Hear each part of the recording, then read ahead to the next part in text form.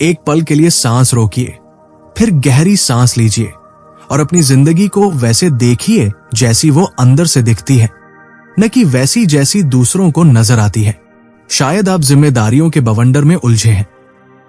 रोज महसूस करते हैं कि खुद को काम, ओहदे, शरीर, रिश्तों या तथाकथित सफलता के जरिए साबित करना ही होगा। दुनिया हर सुबह कानों में चिल्लाती है, तुम उतने ही कीमती हो जितना बड़ा तुम्हारा आउटपुट है। आप देते देते थक जाते हैं और दिल के भीतर एक सवाल गूंजता है, क्या मैं वाकई काफी हूं?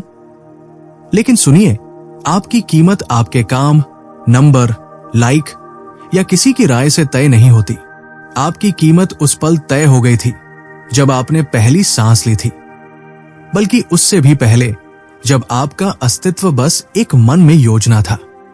आप कोई इत्तेफाक नहीं, आप इरादे से रचे गए हैं, प्यार से गढ़े गए हैं। और आपका मूल्य कमाने की चीज नहीं, वो बस है। कल्पना कीजिए, नौकरी चली जाए तो क्या आपकी कीमत भी चली जाएगी? किसी एग्जाम में फेल हो, रिश्ता टूट जाए, या आप इंस्टाग्राम के किसी चेहरे से मेल न खाए, क्या आप कमतर हो जाएंगे? बिल्कुल नहीं। पर दुनिया ने कहीं न कहीं ये झूठ सिखा दिया कि इम्तिहान आते जाते रहेंगे और पहचान हर बार नए साबुत से साबित करनी होगी। सच ये है कि आप पहले से अनमोल हैं, पहले से चुने हुए हैं, पहले से पूरे हैं। आपको प्रेम के काबिल बनने के लिए 1000 कामयाबियों की जरूरत नहीं, आप पहले से ही प्रेम योग्य हैं। जब आप इसी पहचान से जीना शुरू करते हैं, जब आप तालियों के लिए भागना छोड़कर अपने असली रूप में टिकते हैं, तो आप साधारण भी होकर असाधारण लगने लगते हैं। लोग नोटिस करेंगे कि कुछ अलग है। वो सबसे तेज आवाज या सबसे भरे हुए ट्रॉफी रैक वाली चमक नहीं होगी, बल्कि आपके चेहरे की शांत हिम्मत होगी। वो शांति जो तारीफ या नकार से नहीं हिलती। असली आत्मविश्वास घमंड नहीं होता, वो साफगोई होता है, जैसे कोहरे में स्थिर प्रकाश घर। आपके आसपास अभी ऐसे लोग हैं जो आत्मसंदेह, उलझन और तुलना में डूब रहे हैं। उन्हें किसी ऐसे इंसान की जरूरत है जो दूसरी तरह की ताकत से जी रहा हो, जिसकी मजबूती दिखावे से नहीं, संपूर्णता से आती है। वही रोशनी आप लिए फिर रहे हैं, और इसका स्रोत भागदौड़ नहीं, भरा पूरा हृदय है। अगर आज आप थके हुए, बेचैन या खोए से महसूस करते हैं, तो समझिए आप नाकाम नहीं, बस इंसान है। आपको सब कुछ अकेले उठाने के लिए बनाया ही नहीं गया। जिसने आपको रचा वो आपके साथ चलता है, चुप घड़ियों में भी, आधी में भी। हो सकता है कभी हाथ दिखाई न दे, पर आप उसे महसूस कर चुके हैं। बेवजह मिले सुकून में, उस फुसफुसाहट में जिसने तब आगे बढ़ने को कहा जब आप टूट चुके थे। ये प्रेम सिर्फ दिलासा नहीं देता, हिम्मत भी देता है। ये मौजूदगी सिर्फ राह नहीं दिखाती, कंधा भी देती है। ये कोई दूर का धार्मिक ख्याल नहीं, ये जीवित रिश्ता है, और बस एक मोड़ से शुरू होता है। दुनिया के तय सांचे में खुद को ढालने की दौड़ बंद कीजिए और उस रूप में लौट आइए जो शुरू से आपका था। अडिग प्रेम में जड़, पवित्र मूल्य में स्थिर और भरोसे से कदम रखते हुए।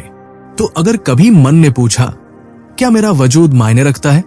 जवाब है हां, केवल इसलिए नहीं कि आपने कुछ कर दिखाया, बल्कि इसलिए कि आप हैं। अगर कभी सोचा, क्या मैं बहुत टूट चुका हूं? नहीं, आप अब निखर रहे हैं। और अगर बुदबुदाए, क्या मुझे कभी शांति मिलेगी? वो शांति अभी भी मिल सकती है, बाहर नहीं, किसी पद या संबोधन में नहीं, बल्कि भीतर आपकी उसी सच्ची पहचान में। ये रास्ता आसान तब नहीं होता जब आंधी उठती है, डेडलाइन का ढेर, अचानक आए बिल और मन का डर पहचान को कागज सा पतला लगने देता है। डर रात के अजनबी की तरह खिड़की से झांकता है। एंजाइटी छाती पर अदृश्य मुट्ठी कसती है। शक आपके ही लहजे में कहता है, शायद तुम उतने मजबूत नहीं जितना सोचा था। ऐसे में याद रखिए, डर, चिंता और शक कोई अंतिम निर्णय नहीं। ये एक एक दरवाजा है जो गहरे भरोसे की ओर खुलते हैं, बशर्ते आप मुड़ने की जगह उस चौखट से गुजरने की हिम्मत जुटाएं। ध्यान से सोचिए, जैसे किसी नाव के डेक पर खड़े हों और लहरें दीवार की तरह उठ रही हों। स्वाभाविक प्रतिक्रिया लड़ो या भागो होती है, लेकिन एक तीसरा विकल्प है, शांत केंद्र ढूंढना। यीशु की सीख बार बार उसी केंद्र की ओर इशारा करती है, जहां हलचल अगला कदम तय नहीं करती, क्योंकि प्रेम पहले ही दिशा दे चुका होता है। जब भी आप शोर से फोकस हटाकर उस स्थिर उपस्थिति पर टिकते हैं, चाहे मीटिंग में एक धीमी दुआ के सहारे या अंधेरे कमरे में गहरी सांस के साथ, आप अपनी आत्मा को अभ्यास कराते हैं कि तत्काल खतरा नजर आए पर भारी सच नजरअंदाज न हो। इस दरवाजे से पार जाकर आप पाते हैं कि आपको शक्ति, प्रेम और साफ सोच के लिए ही गढ़ा गया था। यही वही शिक्षक था जिसने तूफान शांत किया और जख्मों को भरा, और वही आम लोगों को उनके उलझे हाल में ही असाधारण जीवन के लिए बुला रहा था। शक्ति का मतलब नियंत्रण नहीं, क्षमता है। वो दिव्य सामर्थ्य जो हालात के धक्के में भी आपको पीछे नहीं धकेलने देता। प्रेम कोई मीठी भावना नहीं, एक अडिग भलाई है जो चोट से बड़ा टिकती है। साफ सोच सिर्फ तर्क नहीं, वो नजरिया है जो अवसर को मुश्किलों में छिपा देखता है, क्योंकि घबराहट आंखों पर पर्दा नहीं डाल पाती। ये सब गुण दबाव के बिना प्रकट नहीं होते, वे आग में सोने या चाक पर मिट्टी की तरह तराशे जाते हैं। डेडलाइन, देखभाल, दिल टूटना, सब किसी कुशल कुम्हार के औजार हैं, जो आपको इतना मजबूत बना रहे हैं कि आप उम्मीद का भार उठा सके। ये दर्द करता है पर सदा नहीं रहता। ये परिष्कार है, सजा नहीं। कभी पीछे मुड़कर देखें तो जिस नौकरी, रिश्ते या रिपोर्ट ने आपको तोड़ा था, वही धधकता भट्ठा अब सहानुभूति, लचीलापन और बुद्धि की चमक दे चुका है। आप सिर्फ आग से बचकर नहीं निकले, आप उसमें दमकना सीख गए। आपके भीतर की रोशनी बिना शब्दों कहती है, मैं गुजर पाया, तुम भी गुजर जाओगे। और यहां आखिरी लेकिन सबसे बड़ी बात आती है, शांति तूफान थमने के बाद नहीं, उसके बीच भी संभव है, क्योंकि शांति बाहर की नहीं, अंदर की परियोजना है। दुनिया कहती है सब सुलट लो फिर चैन मिलेगा। यीशु ने सिखाया, पहले दिल में चैन पालो, फिर हालात खुद आकार लेंगे। इसे साधने का तरीका अभ्यास है। चिंता बढ़े तो 4 तक गिनकर सांस ले, रोके, फिर छोड़े और मन में दोहराए, मैं प्रेम से थामा गया हूं, डर मेरा मालिक नहीं। रात को शक जागाए तो पैरों को जमीन पर रखकर बोले, मेरा मूल्य तय है, मेरा भविष्य गाइड किया जा रहा है। दबाव पहाड़ लगे तो कल्पनाओं में हर चिंता को पत्थर मानकर किसी मजबूत हथेली में सौंप दीजिए। बार बार के ऐसे छोटे पल दिमाग में नई नसें बनाते हैं, और शांति धीरे धीरे आपकी डिफॉल्ट सेटिंग बन जाती है। सातों सच एक धागे में बुने, अडिग कीमत, साफ पहचान, तराशी हुई ताकत और भीतर जमती शांति। जब आप इस तालमेल में चलते हैं तो तूफान में बस मार्ग ढूंढते नहीं, दूसरों के लिए रोशनी भी बन जाते हैं। बस सांस लेते रहिए, भरोसा बनाए रखिए और उठते रहिए। दुनिया उसी चमक का इंतजार कर रही है जो आपकी आग से निखरी है। सोचिए, जब कोई दर्द दिल में चुभता है तो हम अक्सर उससे छुटकारा पाना चाहते हैं, पर सच ये है कि हर दर्द के भीतर उद्देश्य छिपा होता है। जिस तरह जले हाथ का निशान हमें याद दिलाता है कि अगली बार आग से दूर रहना है, उसी तरह भावनाओं का जलन दर्द हमें नई समझ सौंपता है। वो समझ हमें अपना रास्ता बदलने, रिश्ते ठीक करने या अपनी सीमाएं पहचानने को कहती है। इसलिए अगली बार जब जीवन चोट पहुंचाए, सिर्फ क्यों मेरे साथ मत पूछिए, बल्कि ये किस लिए भी पूछिए।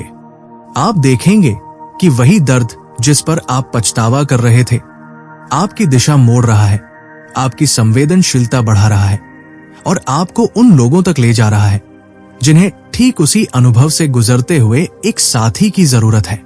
दर्द तब दुश्मन नहीं रहता, वो आपका निजी मार्गदर्शक बन जाता है। अब बात आभार की। दुनिया कहती है खुश हो जाओ तो शुक्रिया बोलो, मगर शुक्रिया बोलो तब खुश हो जाओ। ये सच्ची रीत है। जब आप सुबह आंख खुलते ही किसी बड़ी उपलब्धि की सूची नहीं, बल्कि छोटी छोटी नेमतें गिनने लगते हैं। सांस का चलना, परिवार की हंसी, खिड़की से आती धूप। तो दिमाग डर के बजाय संतोष का रसायन छोड़ता है। और संतोष कमजोरी नहीं, एक ताकत है। ये मन को बता देता है कि मेरे पास अभी भी बहुत कुछ है, और यहीं से नई ऊर्जा पैदा होती है। कठिन दिनों में भी 5 चीजें लिखिए जिनके लिए आप धन्यवाद कह सकते हैं। ये अभ्यास न हालात बदलता है, न बिल मिटाता है, लेकिन आपको वो चश्मा पहनाता है जिसके पीछे हताशा की धुंध साफ हो जाती है और हल निकलने लगते हैं। तीसरा पहलू साथ संगति का है। चाहे कितनी गहरी समझ और आत्मनियंत्रण हो, इंसान अकेले लंबी दौड़ नहीं जीतता। बस एक दोस्त जो बिना जज किए आपकी बात सुन ले, आपकी आधी थकान उतार देता है। और ये दोस्ती सिर्फ लेना नहीं, देना भी है। जब आप किसी को कॉल करके पूछते हैं सचमुच कैसे हो, तो हो सकता है आपने किसी को उस दिन टूटने से बचा लिया हो। अपनी मंडली को जानबूझकर ऐसा बनाइए जिसमें ईमानदार बातचीत, हंसी और जरूरत पड़ने पर खामोश साथ संभव हो। मजबूत लोगों की टोली कोई सुपर हीरो क्लब नहीं। ये चोट लगने पर फर्स्ट एड बॉक्स जैसा होता है, सादा पर जान बचाने वाला।